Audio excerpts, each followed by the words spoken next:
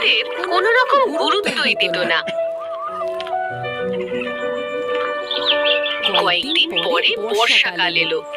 বিদ্যুৎ চমকালো, আকাশে কালো মেঘ ঘনিয়ে এলো। এইসব দেখে অহংকারী ময়ূর খুব খুশি হলো।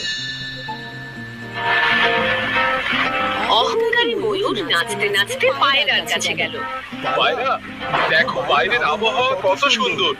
তুমি কি আমার সঙ্গে বৃষ্টিতে নাচবে? তুমি ভালো মতো জানো আমি নাচতে পারি না।